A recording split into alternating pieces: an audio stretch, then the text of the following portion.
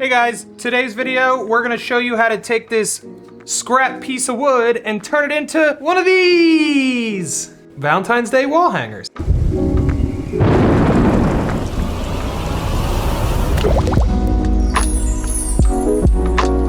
Guys, don't forget, like, subscribe, hit all the appropriate buttons so that you can be fully informed on when I make super cool projects like this one. Let me go over what we're gonna need to do this project. A piece of scrap wood. If you have Glowforge proof grade material, that's awesome. I had some 1/2 inch, I think it was walnut left over.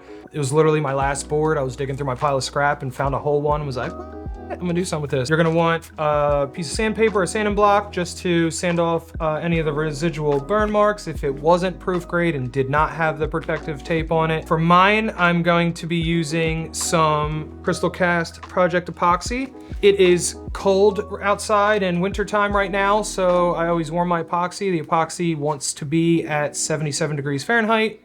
So it is living inside of my seed germination mat, which keeps it between 75 and 85 degrees. We're gonna be using a hot glue gun. We have some Tacky-Tape scrap cuts that I have. I went over a bunch of different ways I wanted to decorate this in my head and discussed some of it even with Chris before this, what I should do, and landed on going to try applying Tacky-Tape onto here and then using that to apply foils. I raided Sarah's foil collection again, and I stole this really nice red, and we have this like rainbow pattern, but it also has like this wood grain look inside of it.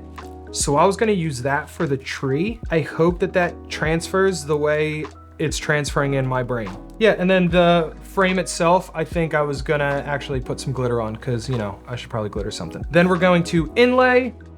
Let me show you guys briefly. So if you guys want to see briefly what this pattern will look like when they all nest together.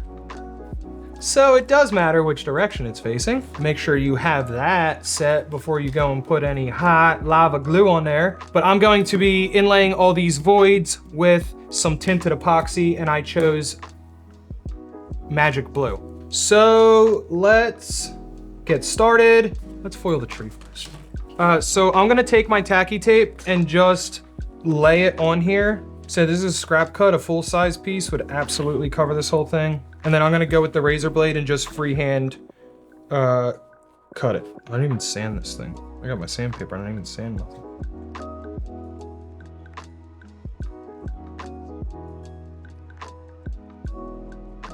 All right, we have our Tacky-Tape applied to our tree. So now we'll just remove the sections that we want to apply the foil to.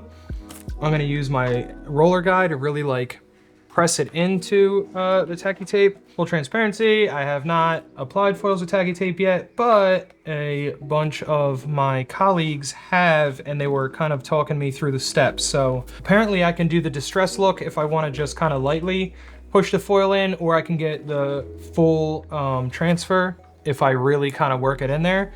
I'm going for full transfer, so hopefully everything works out. Okay, foils. This way, right? You guys are wondering where I got this roller thingy. It's part of my banner making stuff, so yeah, that's where. Please work. Do I go faster? What? Whoa. What? Look what I did. You know. What? Second try. So good. Oh, I'm so excited. Don't mess this up. Looks like we're gonna have wrinkles. Get in there.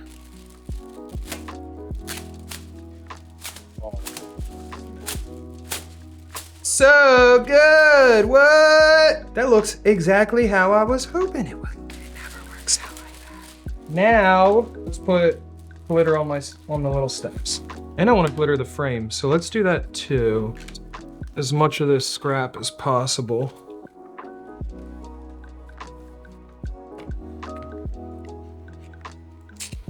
We have our frame all tacky taped up. I am going to add some glitter.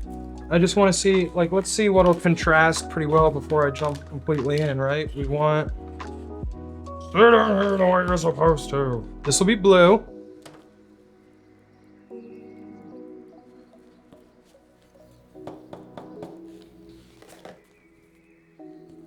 So what I do like about using the tacky tape for these things instead of glue, one, I don't have to wait for glue to dry. I don't have to deal with the glue being all wet. I don't have to deal with any of that. But two, I can do mixed media applications to the same craft all at different times, but I can apply the tacky tape all at once, if that makes sense. So like I put the tacky tape on this entire project at first, right? But then I applied foils to just the parts I wanted to because I only peeled back the paper from those spots. So I don't have to stop what I'm doing each time and be like, all right, time to get the glue back out and make sure I don't get the glue on the foils that I just applied. Everything's a lot neater and cleaner. And if you approach your project a little bit with knowing the routes you want to go ahead of time, tacky tape can definitely streamline the process and make it a much more clean look in the end.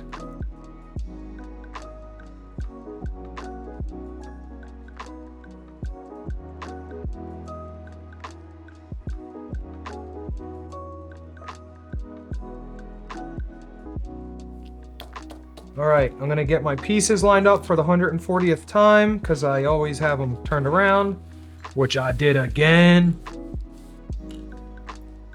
This. Lovely. Turn it over.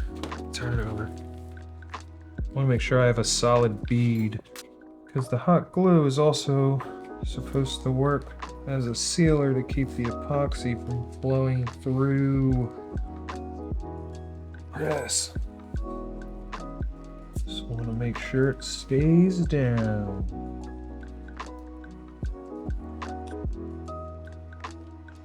There we go.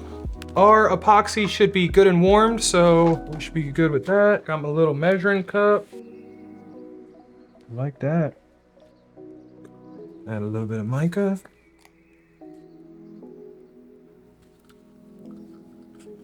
Let's pour.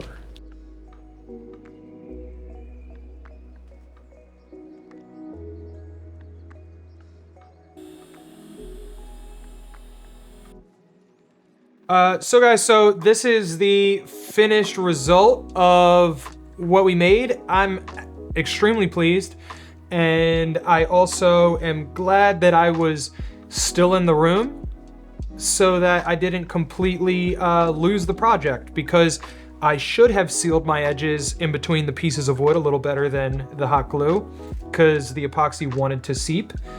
But we went and fixed that by adding a little bit of tuck tape and held her in place.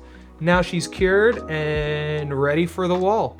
So guys, don't forget to like, subscribe, hit all the buttons, because I'm definitely doing more of these types of things.